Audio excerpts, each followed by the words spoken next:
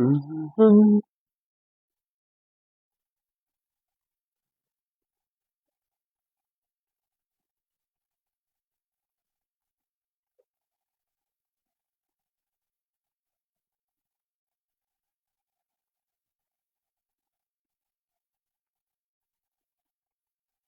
Et des fois, il est lent pour la notification, là. Elle arrive pas vite. C'est commencé. Ah, bien. Pourquoi que c'est si long que ça? OK. OK. Donc, bonsoir à tous. Je suis heureux de vous retrouver ce soir. J'espère que vous allez bien et j'espère que vous avez passé une belle semaine jusqu'à présent. Avant d'enchaîner avec la prière, je fais pas ça souvent, mais je voudrais dire quelques mots avant d'enchaîner avec la prière, puis qu'on aille avec ce que l'Esprit veut nous donner ce soir. Je voudrais vous remercier, tous et chacun, pour vos commentaires par rapport au message de mercredi passé. Je vous dirais que c'est un message qui a fait jaser. J'ai eu beaucoup d'échos, des gens qui m'ont contacté pour me remercier parce que il y en a beaucoup qui se posaient des questions sur un verset, sur un autre, et quand ils ont vu comment on peut harmoniser tous ces versets, ça l'a éclairé beaucoup de lanternes. Je vous dirais, de plusieurs m'ont donné ce commentaire-là. D'autres personnes m'ont fait part de leur scepticisme. D'autres personnes m'ont dit qu'ils étaient sceptiques par rapport à ce que j'avais apporté, qu'il y avait des choses qui les chicotaient. Et ça, c'est tout à fait compréhensible et je respecte ça entièrement. Moi, je demande pas à ce que les gens me croient sur parole dans tout ce que je dis. J'incite les gens à faire leurs propres recherches. Je donne tous les versets et les gens peuvent prendre ce que j'apporte et pouvoir eux-mêmes l'exposer à la lumière des Écritures. Je crois que tous ceux qui sont sauvés ont l'Esprit de Dieu. Et il y en a, que c'est ça, oui, c'est ça que je voulais dire. Il y en a qui ont, ça les a aidés, il y en a qui sont sceptiques par rapport à ce que j'ai apporté. Puis c'est ça, j'ai eu toutes sortes de commentaires, puis je voudrais vous remercier pour tout ça. Merci pour tous vos beaux commentaires. Et il y en a aussi qui avaient des questionnements. Oui, j'ai même parlé avec une personne qui avait des questions à propos de ce que j'avais apporté, elle voulait éclaircir certaines choses, puis c'est très correct aussi. J'essaie d'être autant disponible que faire se peut. Parce qu'être pasteur, être enseignant, comme l'Esprit m'a donné d'être, c'est pas toujours d'apporter des choses faciles, d'apporter des messages sur l'amour, sur la joie, sur la paix. C'est d'être capable aussi d'apporter des messages difficiles, des points compliqués et de les décortiquer avec l'aide du Saint-Esprit, bien sûr. Donc, c'est tout ça, être enseignant, c'est tout ça. La Bible est complexe, la parole de Dieu est grande et il y a beaucoup de choses à en dire. Et ce soir ne fera pas exception, je peux vous dire. Donc, je vais nous conduire en prière. C'était ce que je voulais dire avant de débuter. Donc, je vais nous conduire en prière. Ensuite, on va enchaîner avec ce que l'Esprit veut nous donner ce soir. Éternel Dieu, je voudrais te louer. Nous voudrions te louer, te remercier pour tes bienfaits, tes bontés, tes grâces. Te remercier pour la vie, la santé, tout ce que tu fais pour nous. Te remercier, Seigneur, encore pour toutes les opportunités que tu mets devant nous, pour toutes sortes de choses. Nous te prions, Dieu du ciel, de nous accorder la grâce d'avoir les yeux ouverts et de voir ta main dans notre vie, de voir, Seigneur, comment tu diriges les choses et de voir les portes que tu nous ouvres et celles que tu nous fermes. Qu'en toute chose, Seigneur, on puisse marcher selon l'Esprit et ne pas accomplir les désirs de notre chair. Qu'on puisse chercher ta face et accomplir ta volonté et chercher à grandir dans tes voies. Père Saint, nous te glorifions et nous te remercions encore pour tout. Nous te prions pour nos malades de les garder sous ta main puissante et forte. Ils ont besoin de toi, Père. On a tous besoin de toi, tu sais. Père Saint, nous remettons également entre tes mains ceux qui vivent des circonstances difficiles, que tu puisses leur accorder la victoire sur le malin, la victoire, Seigneur, sur leur propre chair et leur morale aussi, parce qu'on peut être découragé, on peut être démoralisé parfois. Et donne-nous, Seigneur, d'être persévérants, Seigneur, et dans la prière, parce qu'on sait que tu nous offres tout accès auprès de toi pour que nous puissions avoir de l'aide dans tous nos besoins. Et nous te rendons gloire pour cela et tout. Et c'est encore dans le bon nom de Jésus compris. Amen. Donc, pour ce que l'Esprit veut nous donner, je vais vous inviter à tourner dans l'Apocalypse chapitre 3. Nous allons relire les mêmes passages que l'introduction de mercredi passé, parce que le message de ce soir se veut une continuité du message de mercredi passé. Parce que mercredi passé, on a touché à un aspect, mais il y en avait un autre aussi. Et je me posais la question si l'Esprit voulait nous amener là, et l'Esprit m'a montré que oui, on enchaîne avec cette deuxième partie, je dirais. Donc, ça va être comme, on pouvait le considérer comme une étude en deux parties. Parce qu'il y a 2 points que le Seigneur a parlé à l'Église de Sardes. Et le deuxième point est quand même très important également. Et je vous dirais qu'il se rapporte au premier. Donc, c'est pour ça que je vous dis que le message de ce soir, vous pouvez le lier au message de mercredi passé et faire un tout avec ça. Mais vous allez voir, on parle d'un autre aspect ce soir qui est aussi quelque chose qui n'est pas expliqué. Moi, j'ai jamais entendu prêcher ça. J'aurais aimé ça, l'entendre de mon pasteur ou d'un autre. Je l'ai jamais entendu nulle part. Donc, personnellement. Donc, mais ça va être une continuité de mercredi passé. Donc, dans l'Apocalypse chapitre 3, si on relit, excusez-moi, 30 secondes. Si on relit les mêmes versets, il est dit, écrit à l'ange de l'église de Sardes, Apocalypse chapitre 3, versets 1 à 6. Voici ce que dit celui qui a les 7 esprits de Dieu et les 7 étoiles. C'est qu'on parle de Jésus-Christ, bien sûr. Je connais tes œuvres. Je sais que tu passes pour être vivant et que tu es mort. Sois vigilant et affermis le reste qui est près de mourir. Donc, on voit que pour cette Église, il y avait de l'espoir. Je veux dire, quand le Seigneur disait, tu passes pour être vivant et tu es mort, mais on voit qu'il restait quand même quelque chose. Là. Il restait quand même quelque chose. Et c'est pour ça que je disais mercredi passé que tant qu'il y a de la vie, il y a de l'espoir. Dans cette vie-ci, il est toujours possible de se repentir et de se redresser. C'est une possibilité qu'on a dans notre vivant. Donc, sois vigilant et affermis le reste qui est près de mourir. Car je n'ai pas trouvé tes œuvres parfaites devant mon Dieu. Rappelle-toi comment tu as reçu et entendu la parole, garde-la et repens-toi. Si tu ne veilles pas, je viendrai comme un voleur et tu ne sauras pas à quelle heure je viendrai te surprendre. Cependant, tu as à Sardes quelques hommes qui n'ont pas souillé leurs vêtements. Donc, autrement dit, dans ce message général où le Seigneur leur dit « Tu passes pour être vivant, mais tu es mort, raffermis ce qui est près de mourir », mais dans tout ça, le Seigneur voit tout. Qui a des oreilles, entendre ce que l'Esprit dit aux églises. Donc, on va arrêter ici. Donc, dans tout ce qu'on vient de dire, on voit, comme je l'ai mentionné mercredi passé, que le Seigneur, premièrement, il dit ce qu'il voit. Il donne ses recommandations. Ensuite, le Seigneur appelle à la repentance. Il appelle à garder la parole, il appelle à se souvenir, il appelle à garder et il appelle à se repentir. On voit ensuite que il fait des promesses à ceux qui demeurent fidèles. À ceux qui demeurent fidèles. Ils vont marcher avec moi en vêtements blancs et en sont dignes. Mais ensuite, le Seigneur donne 2 points. Mercredi passé, on a vu le premier, où le Seigneur dit « Je n'effacerai point son nom du livre de vie ».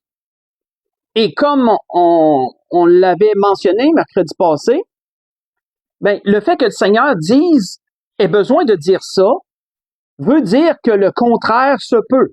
Parce que ça serait pas quelque chose à dire si le contraire était impossible. Ça n'aurait aucun sens de le dire. Donc, on a vu ça mercredi passé. Le point, je n'effacerai point son nom du livre de vie. Et la question était, est-ce possible que le nom d'une personne soit effacé du livre de vie? Et qu'est-ce que ça l'implique, si vous vous souvenez? Sinon, je vous réfère au message de mercredi passé. Mais on voit un deuxième point qu'on n'a pas abordé mercredi passé, où le Seigneur dit « Je confesserai son nom devant mon Père et devant ses anges ». Encore là, frères et sœurs, quand on regarde ces 2 points, contrairement à toutes les autres églises auxquelles le Seigneur a parlé, ces 2 points-là, c'est quelque chose qui est de base. Toute personne qui a accepté Jésus comme son Sauveur et Seigneur a son nom écrit dans le livre de vie de l'agneau. C'est une base, là. C'est pas un rajout. C'est pas un rajout de quelque chose si tu demeures fidèle, là. C'est la base, là. Et le deuxième point l'est également. Que de confesser notre nom, que le Seigneur confesse notre nom devant notre Père qui est dans les cieux et devant ses anges, c'est une base. C'est pas une récompense à proprement parler qui va s'ajouter. Contrairement, mettons, quand on regarde à l'église de Philadelphie où le Seigneur dit « Je vais faire de toi une colonne dans mon temple et t'en sortiras pas », ça c'est une récompense. Ça c'est un ajout. Hein, c'est quelque chose qui vient en plus. Mais quand on regarde ce que le Seigneur a dit à l'église de Sardes, on parle vraiment de la base. Le Seigneur dit, je t'enlèverai pas la base. Donc, on voit que à cette église, la parole était plutôt dure et le Seigneur revenait sur des points qu'on pourrait considérer acquis, entre guillemets, qu'on pourrait considérer. Et donc, si le Seigneur dit, comme en deuxième point, je confesserai son nom devant mon Père et devant ses anges, ben l'inverse, frère et sœur, peut encore être posé comme question. Est-il possible que le Seigneur refuse de confesser le nom de quelqu'un devant son Père et devant ses anges? L'inverse est tout aussi questionnable, puisque le premier point l'est, je n'effacerai point son nom du livre de vie. Est-ce possible que le Seigneur l'efface? Ben, le Seigneur dit, je vais confesser son nom devant mon Père et devant ses anges. Est-ce possible que le Seigneur refuse à quelqu'un de confesser son nom devant son Père et devant ses anges?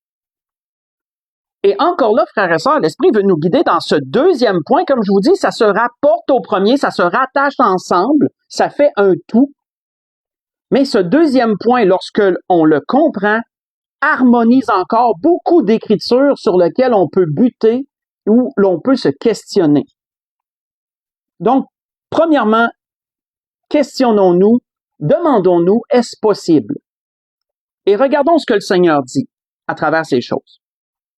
Continuons et on va aller dans Matthieu chapitre 10, si vous voulez tourner avec moi. Dans Matthieu chapitre 10, voyons ce que le Seigneur a dit à un moment donné.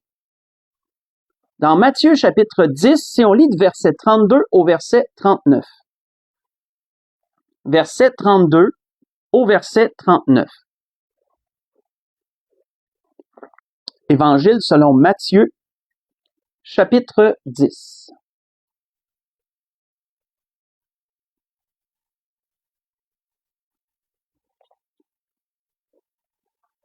Matthieu, chapitre 10, verset 32 au verset 39. Bon, le son a décidé de rembarquer ici. Chapitre 10. Bon, voilà. Désolé pour ça. Donc, Matthieu chapitre 10, verset 32 au verset 39. Voici ce que le Seigneur dit. Le Seigneur dit, c'est pourquoi. Quiconque me confessera devant les hommes, je le confesserai aussi devant mon Père, qui est dans les cieux. Donc, on voit qu'il reprend le même point qu'il est mentionné dans l'Apocalypse chapitre 3 qu'on vient de lire. Quiconque confessera mon nom, quiconque me confessera devant les hommes, je le confesserai aussi devant mon Père qui est dans les cieux. Mais quiconque me reniera devant les hommes, je le renierai aussi devant mon Père qui est dans les cieux. Ne croyez pas que je sois venu apporter la paix sur la terre. Je ne suis pas venu apporter la paix, mais l'épée. Car je suis venu mettre la division entre l'homme et son père, entre la fille et sa mère, entre la belle-fille et sa belle-mère, et l'homme aura pour ennemi les gens de sa maison. Celui qui aime son père ou sa mère plus que moi n'est pas digne de moi. Celui qui aime son fils ou sa fille plus que moi n'est pas digne de moi. Celui qui ne prend pas sa croix et ne me suit pas n'est pas digne de moi.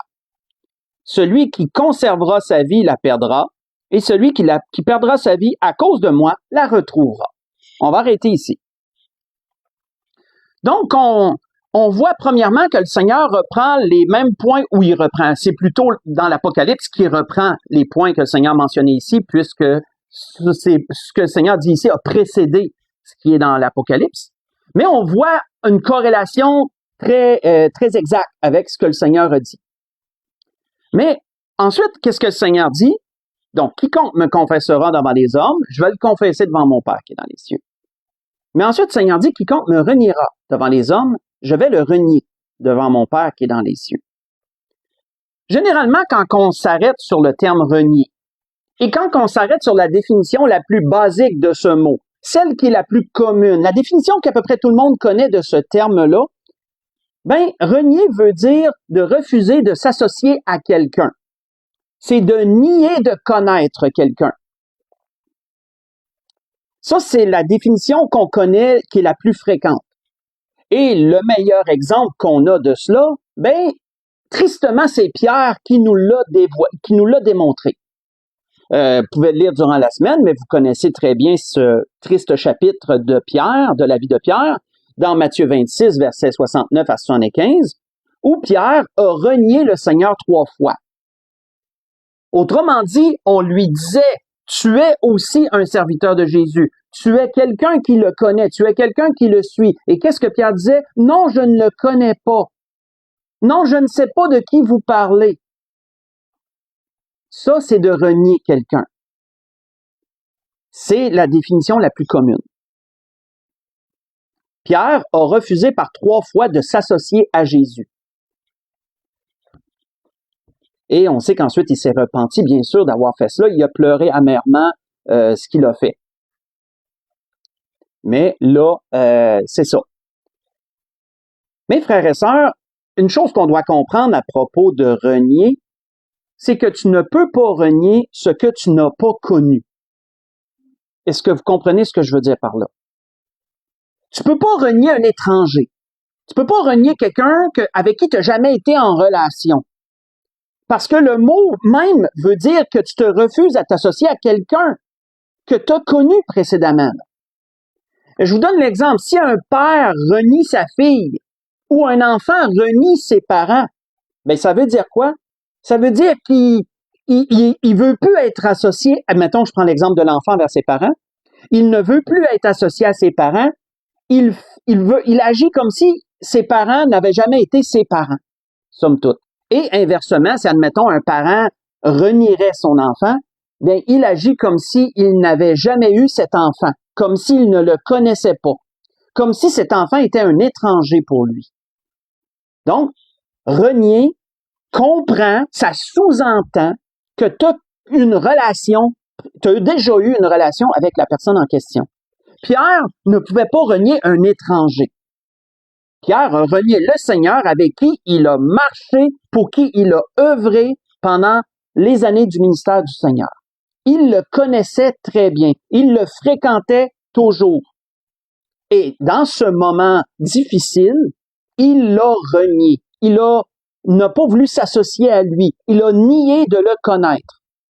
Donc, frères et sœurs, nous devons comprendre ça. Quand le Seigneur nous dit ici que celui qui me reniera devant les hommes, ben, on parle pas d'un étranger, on parle pas de quelqu'un, un païen, on parle pas de quelqu'un qui n'a jamais eu de relation avec le Seigneur. Il ne pourrait pas renier le Seigneur, il ne l'a jamais connu, mettons. Donc, on comprend parfaitement ici que quand le Seigneur dit que quiconque me reniera devant les hommes, eh bien, il parle de personnes qui sont associées à lui. Le Seigneur parle de personnes qui sont associées à lui, qui sont en relation avec lui, qui l'ont connu. Parce que pour le renier, il faut que tu l'aies connu. Tu ne peux pas renier un étranger. Et quand on creuse encore plus la question, parce qu'il y a une deuxième définition, et celle-là, on la connaît moins. On la connaît pas ou on la connaît moins. Et la deuxième définition se comprend lorsqu'on regarde le mot grec qui a été utilisé ici pour renier. Très important. Là, on va une profondeur plus loin. Qu'est-ce que le mot grec nous dit? C'est quoi la racine de compréhension dans ces choses-là?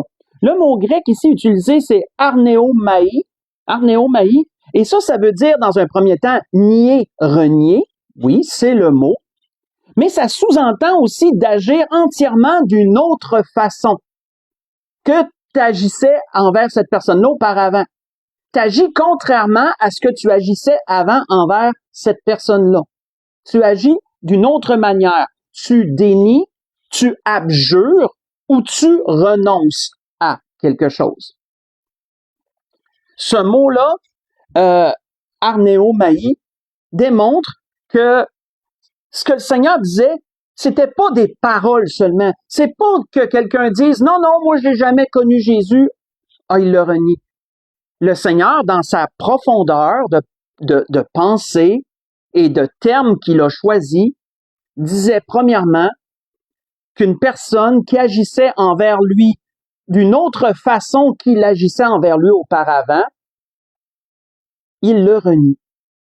Une personne qui ne marche plus, on prend l'exemple, une personne qui ne marche plus selon les voies du Seigneur, qui marchait autrefois dans les voies du Seigneur et qui décide de ne plus marcher dans les voies du Seigneur et qui marche contraire des voies du Seigneur, renie le Seigneur. Est-ce que c'est plus clair? Ce n'est pas que des paroles. Tu peux renier quelqu'un en action, parce que c'est premièrement ce que le Seigneur disait ici. Puisque le premier terme, confesser, ça c'est des paroles. Confesser, ça c'est la parole. Mais renier, c'est le geste. C'est le geste. Comprenons-nous, frères et sœurs. Il y a une profondeur davantage à aller chercher ici, et ça ouvre une porte. Donc, le Seigneur dit, quiconque va agir envers moi, contrairement à ce qu'il a reçu de moi, contrairement à ce qu'il agissait envers moi au départ. Ben moi, lorsqu'on va être devant le Père, moi je vais agir aussi envers lui, contrairement à ce que j'aurais agi dans d'autres circonstances. S'il me renie devant les hommes, je le renierai aussi devant mon Père qui est dans les cieux. Donc, voyez-vous, quand on le comprend, il y a une profondeur à aller chercher, il y a une pesanteur à travers ces choses. Et comme je vous dis, référez-vous toujours au message de mercredi passé dans ces choses-là. Quand on regarde ce sujet de renier par les actions, bien, il y a un exemple dans les Saintes Écritures qui nous est donné. C'est à propos de certains hommes, c'est l'apôtre Paul qui en parle à Tite. Et faites juste écouter, voici ce qu'il est dit. L'apôtre Paul parle de certains hommes à Tite et il l'exhorte à prendre garde à ces gens-là.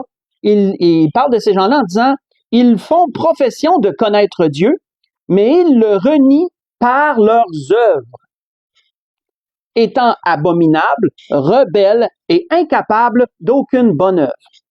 Ce que je vous ai lu, c'est dans Tite, chapitre 1, verset 16. Donc, voyons-nous, c'est possible de renier par les œuvres. Et c'est ça que le Seigneur disait ici.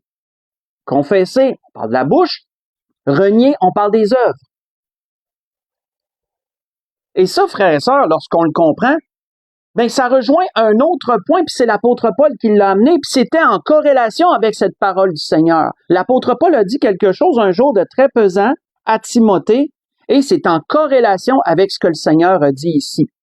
Et on tombe dessus parfois, mais on n'en capte pas la profondeur ou la pesanteur, j'irais même jusqu'à dire. On voit que l'apôtre Paul disait ceci, « Cette parole est certaine. » Ça, déjà, frères et sœurs, c'est pesant. Ça veut dire que c'est pas du peut-être, c'est pas du je suis pas sûr, c'est pas de je pense que, excusez-moi. L'apôtre Paul dit, cette parole, elle est certaine. Autrement dit, elle vient de l'Esprit, cette parole que je vais dire. Là. Elle vient de l'Esprit. Elle est éprouvée, cette parole. Elle est vraie. Paul continue en disant, si nous sommes morts avec lui, nous vivrons avec lui. Hein, celui qui va mourir à lui-même dans cette vie-ci, autrement dit, qui va donner sa vie au Seigneur, qui va lui demeurer fidèle jusqu'à la mort, qui va abandonner ses désirs, ses passions, qui va vraiment tout se donner au Seigneur, qui va se soumettre au Seigneur. Qu'est-ce qu'une personne comme ça fait? Elle meurt à elle-même.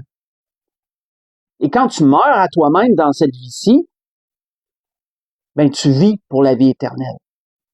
Et c'est ce que l'apôtre Paul disait, que celui qui meurt avec lui, si nous sommes morts avec lui, nous vivrons avec lui. Si nous persévérons, nous régnerons avec lui aussi. Donc, voyons-nous, la persévérance revient toujours là-dedans, jusqu'à la fin. Si tu persévères, tu vas régner. Si nous le renions, oh, là, on tombe exactement dans ce que le Seigneur a dit. Et en passant, c'est le même mot grec qui est utilisé ici. Arnéomai, c'est le même mot. Donc, ça implique les œuvres ici. Ça n'implique pas seulement que la parole. Si nous le renions, disait Paul, lui aussi nous reniera. C'est ça, là. Exactement ce que Jésus a dit. Si nous sommes infidèles, si nous chutons d'une façon passagère, en d'autres mots, si nous trébuchons, si nous sommes infidèles, il demeure fidèle, car il ne peut se renier lui-même. En d'autres mots, si tu trébuches passagèrement et que tu demandes pardon au Seigneur et que tu te repens et que tu veux continuer à vivre pour lui, tu reconnais que tu as manqué, mais que tu veux marcher pour le Seigneur, mais le Seigneur demeure fidèle. Tu sais, ça revient un peu à ce qu'on disait mercredi passé. Tu peux pas perdre ton salut à moindre petite chose que tu fais de mal. Le salut est une chose beaucoup plus assurée et certaine que ça. Si on est infidèle, il demeure fidèle. Le Seigneur demeure fidèle. Le Seigneur est toujours prêt, il tend la main. Le Seigneur veut toujours ramener à lui, premièrement le perdu. Le Seigneur veut l'amener à sa grâce, il veut le sauver. Mais pour le sauver, le Seigneur veut le garder avec lui. Comme le Seigneur disait, demeurez en moi et je vais demeurer en vous. Voyez-vous, comme je vous disais, on prend le message de mercredi passé, c'est un complément ce soir à cela, sur un autre point qu'on n'avait pas parlé mercredi passé. Le point de renier. Le point de renier. On voit que, encore là, est-ce qu'il est possible que le Seigneur ne confesse pas le nom de quelqu'un devant son Père et devant ses anges? Absolument. Est-ce qu'il est possible que le Seigneur renie quelqu'un devant son Père et devant ses anges? Avec tout ce qu'on vient d'expliquer, là? Absolument. Le Seigneur lui-même le dit. Ça a sorti de sa propre bouche, ça sort pas de la mienne, là. Ça l'a sorti de sa bouche au Seigneur. Et même l'apôtre Paul a réitéré les paroles du Seigneur en ce sens-là. Encore là, comme mercredi passé, ça l'amène une pesanteur que le salut n'est pas quelque chose à prendre à la légère. Ce n'est pas quelque chose de comment je pourrais dire, de moindre prix ou de moindre coût.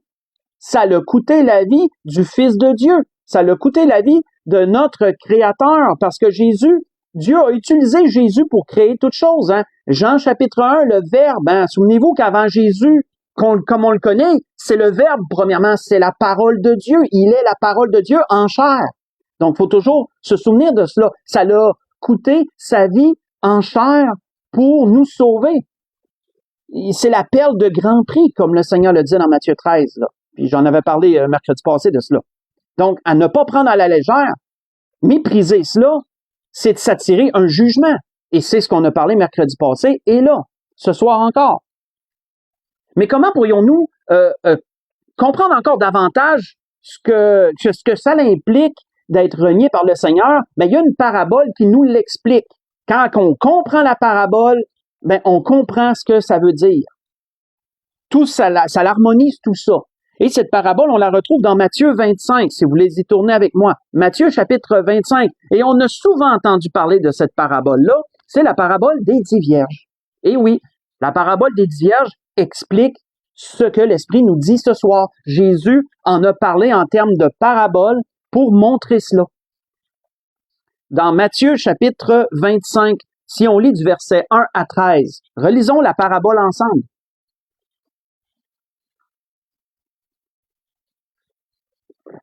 Matthieu, chapitre 25, versets 1 à 13.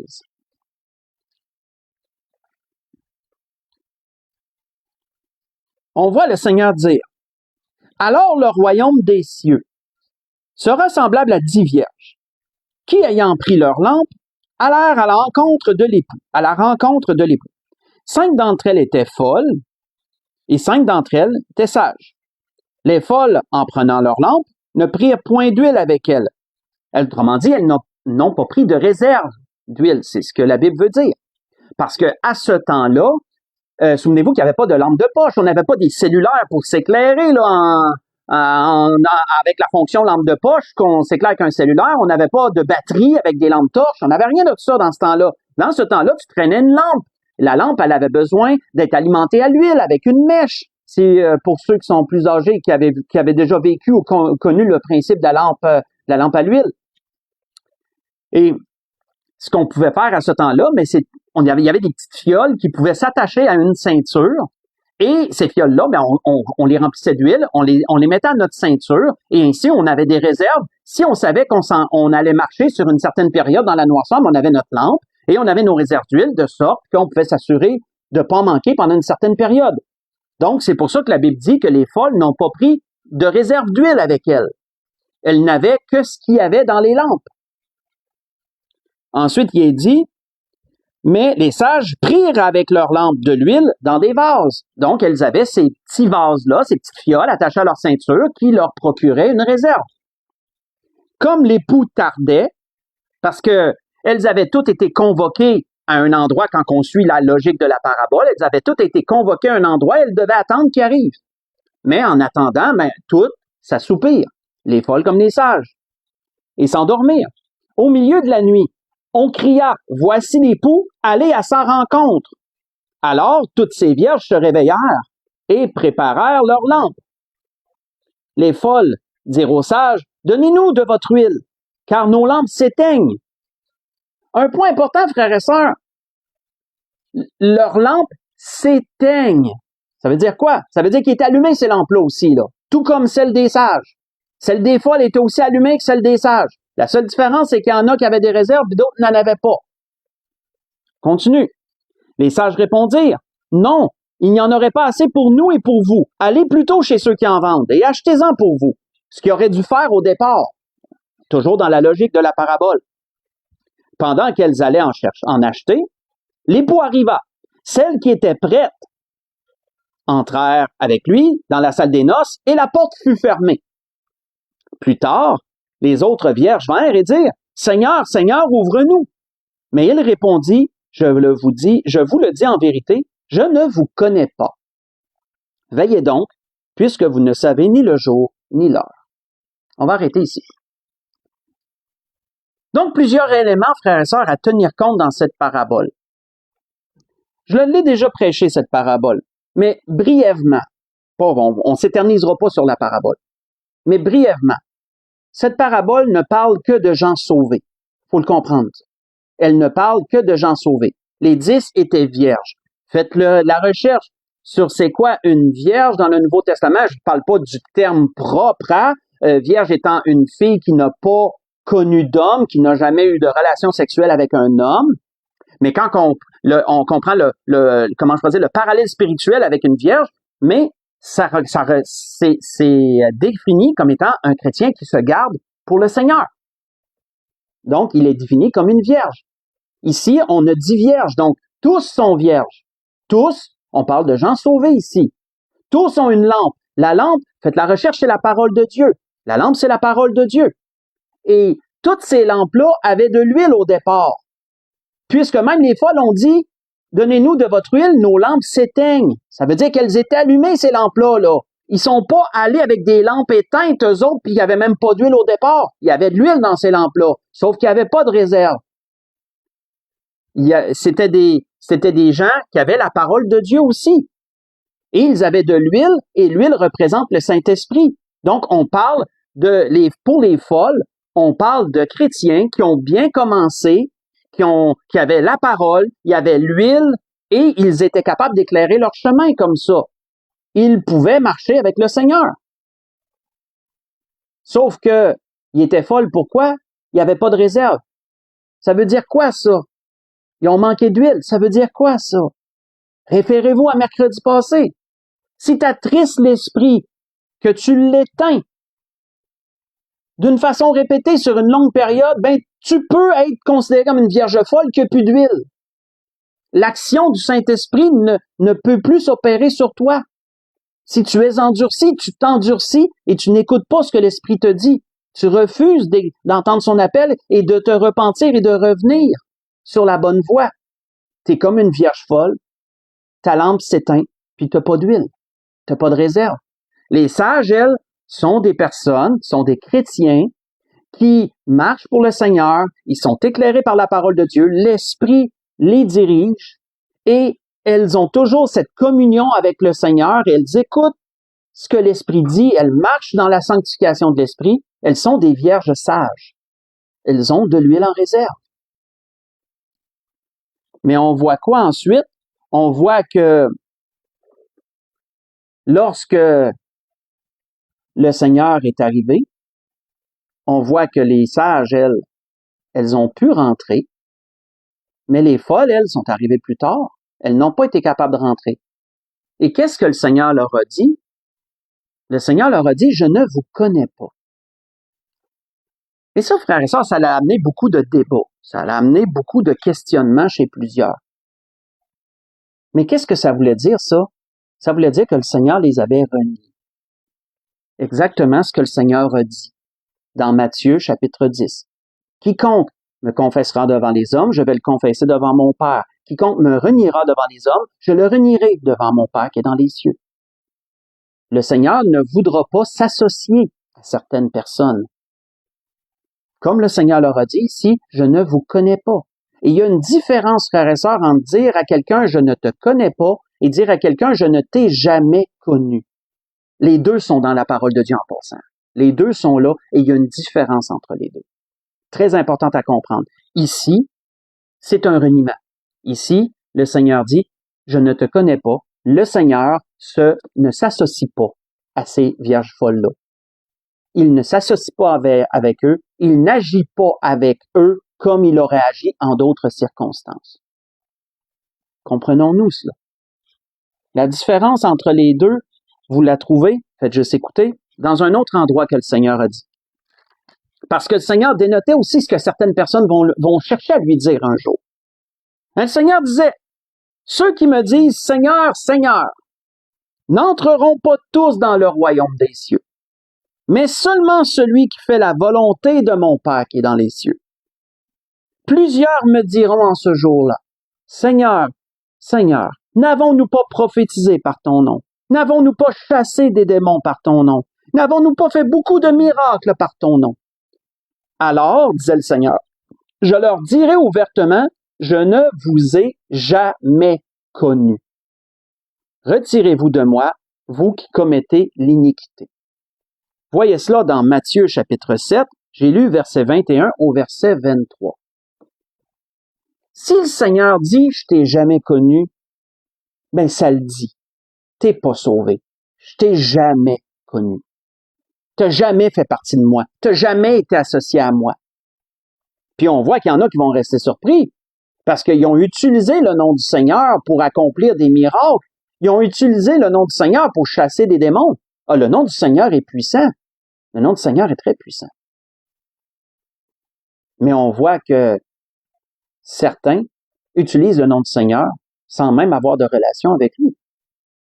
Pensez à la grande religion et à ce que certains font, des prêtres exorcistes et tout.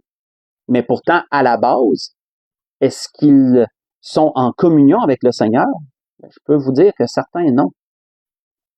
Je ne peux pas tous les juger. Ça, c'est au Seigneur de juger les choses. Je donnais ça comme exemple. Il y en a peut-être d'autres. Mais il y a une différence entre ce que le Seigneur dit à quelqu'un, je t'ai jamais connu. Le terme le dit. C'est pas une question de reniement ici. Je t'ai jamais connu. Donc, c'est clair et net, direct comme ça. Là. Mais ô Vierge folle, le Seigneur n'a pas dit, je vous ai jamais connu. Puisqu'elles avaient été appelées par lui, comme les 5 sages. Elles avaient toutes été appelées par lui pour aller à sa rencontre. Donc, le Seigneur leur dit pas, je t'ai jamais connu. Mais le Seigneur leur dit, je ne vous connais pas. Je vous renie. Je n'agis plus envers vous comme j'aurais agi en d'autres circonstances. Je ne m'associe plus avec vous. Donc, c'était ça que le Seigneur voulait dire ici. C'est pour ça que je vous disais que la parabole des 10 vierges, elle enseigne sur un point que peu d'autres endroits enseignent. C'est une parabole qui est très importante dans ce sens. Et ça aussi, ça touche à un autre point important, frères et sœurs, parce que, encore là, ce que l'Esprit nous dit ce soir, c'est pareil comme mercredi passé. C'est pour ça que je vous dis qu'on fait un tout. C'est pas dans cette vie-ci que tu peux être renié par le Seigneur. Mais dans quel état tu vas être à ta mort? Dans quel état le Seigneur va te prendre lorsque ton souffle de vie va te quitter? Comme mercredi passé. Le Seigneur te prendra-t-il dans un état d'égarement, toi qui l'as déjà connu, est-ce qu'il te prendra dans un état d'égarement, d'endurcissement dans le péché, ou te prendra-t-il dans un état de fidélité et de persévérance dans ses voies, comme l'apôtre Paul a dit, jusqu'à la fin, désormais la couronne de justice m'est réservée. Dans quel état tu seras? Et si ce n'est pas à ta mort, mais dans quel état le Seigneur te prendra à ton enlèvement, à l'enlèvement de l'Église? Là, on touche à ça, puis on conclut même avec ça. Dans quel état? Parce qu'il y a deux choses avec le Seigneur. Soit tu meurs et tu vas devoir lui faire face un jour, ou soit que tu es enlevé et que tu vas être avec lui. Les deux cas peuvent survenir pour le bon côté, mais les deux cas peuvent survenir pour le mauvais côté aussi. Comment le Seigneur te trouvera s'il t'enlève ton souffle et tu meurs? Dans quel état tu seras? Et également, si le Seigneur vient chercher ton Église, son Église, dans quel état tu seras à ce moment-là? Parce qu'il y a une promesse qui se rattache à ceux qui vont être dans le bon état, à ceux qui vont persévérer, à ceux qui vont être demeurés fidèles jusqu'à la fin. Et on va conclure avec cette promesse-là. L'Esprit a voulu nous parler de ce deuxième point ce soir qui se rattachait à mercredi passé au premier. Le Seigneur avait dit, je n'effacerai pas son nom du livre de vie. Ça, c'est une chose. Et je confesserai son nom devant mon Père et devant ses anges. Ça, c'est une deuxième chose. Mais les deux sont liés. Les deux sont liés ensemble. On a vu le deuxième point ce soir. Qu'il est possible d'être renié par le Seigneur. Tout comme il est possible que notre nom soit effacé du livre de vie. Mais comme je vous mentionnais mercredi passé, et je le réitère, ce n'est pas quelque chose à craindre si nous sommes quelqu'un qui marchons fidèlement pour le Seigneur, qui s'efforçons de le suivre. On n'a absolument pas à craindre ça. Une chose, frères et sœurs, que j'ai notée et qui est extrêmement triste, c'est que ceux qui craignent ce dont on parle ce soir sont ceux qui ne devraient pas craindre ça. Et ceux qui ne craignent pas ce dont on parle ce soir sont ceux qui devraient le craindre. Ça, c'est un paradoxe qui est très triste. Mais ceux qui craignent pas ce qu'on dit ce soir, parce qu'ils sont endurcis. Tristement, ils sont aveuglés, sont endurcis, ils ne le voient pas. Et pourtant, eux qui devraient craindre. C'est eux qui devraient porter attention. Mais le fidèle, celui qui fait la volonté du Seigneur, doit faire comme Paul, doit marcher dans une crainte respectueuse, sachant que c'est possible, qu'on ne doit pas se relâcher, on ne doit pas prendre rien pour acquis, on doit persévérer dans les voies du Seigneur jusqu'à la fin. Mais comme le Seigneur le dit, Seigneur te garde dans sa main et nul ne peut te ravir de sa main. Si tu es quelqu'un qui veut marcher pour le Seigneur, qui veut lui être fidèle, personne ne peut t'enlever de là. Satan n'a pas ce pouvoir-là. Nul ne peut te ravir de la main du Seigneur. Et c'est une grande assurance, ça. C'est une grande assurance. Mais c'est triste que ceux qui devraient craindre ne craignent pas. À moins que le Seigneur touche leur cœur et qu'ils ouvrent les yeux et qu'ils craignent, finalement. C'est ce qu'on souhaite, bien sûr. Mais pour conclure, on va parler de ce point-là concernant l'enlèvement de l'Église, parce que ça touche ça aussi. Ça touche ça aussi. Et pour ça, on va retourner dans l'Apocalypse chapitre 3 et on va lire la deuxième Église qui est mentionnée dans l'Apocalypse chapitre 3, qui est un peu l'opposé de l'Église de Sardes. C'est un peu la facette opposée. C'est l'Église de Philadelphie, bien sûr. Mais qu'est-ce qu'il a été dit à cette Église? Dans l'Apocalypse, chapitre 3. Et on va conclure là-dessus. Apocalypse, chapitre 3, versets 7 à 11.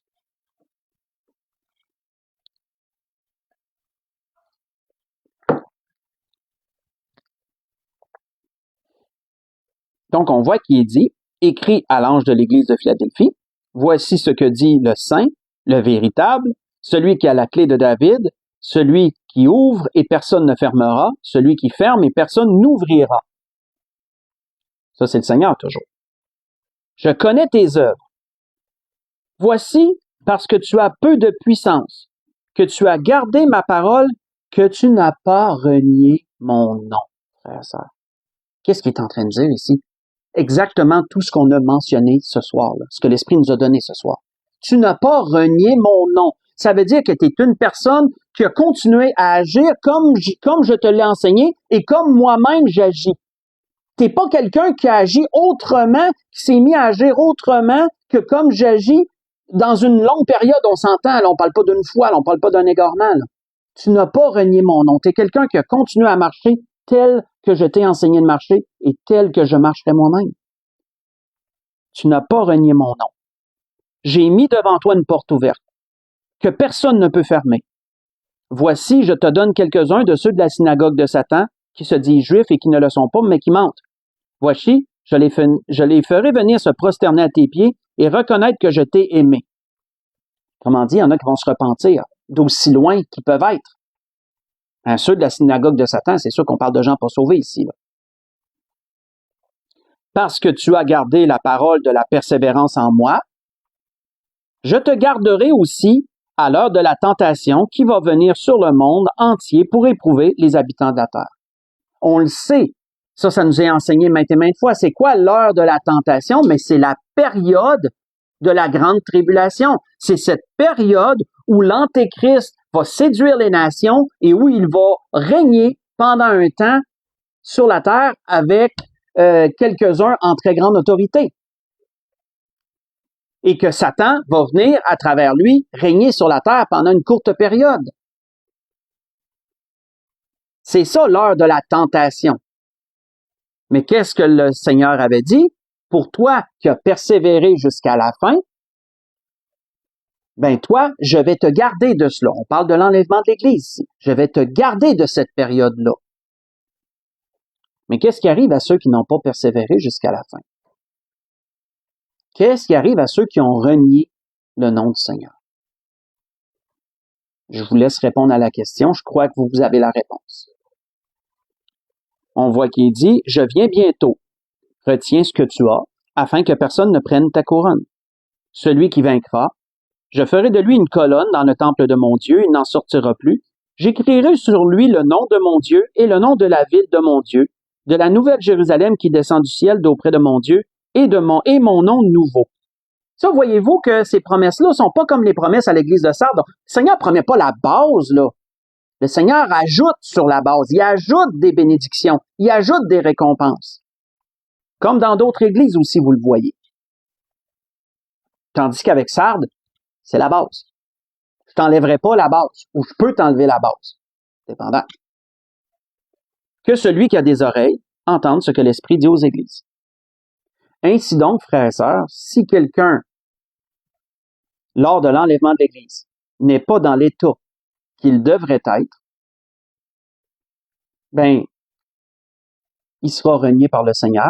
De sorte, et quoi ça veut dire? Ben, ça veut dire que le Seigneur ne s'associera pas à lui, ce qui veut dire qu'il sera laissé derrière. Il ne sera pas pris. Il ne sera pas enlevé. Et là, il devra ultimement donner sa vie pour laver sa robe dans le sang de l'agneau, comme il est mentionné dans l'Apocalypse, chapitre 11, si ma mémoire est bonne. D'une multitude qui ont lavé leur robe dans le sang de l'agneau. Il y avait leur robe, mais ils l'ont salie, ils ont dû la laver. Comment ils l'ont lavée? Dans le sang de l'agneau, autrement dit, par le même sacrifice que l'agneau a passé. Donner sa vie, en d'autres mots. Donc, je m'écarterai pas plus ce soir, j'irai pas plus loin parce que déjà, je vois que je m'en doutais que ça allait être long ce soir encore.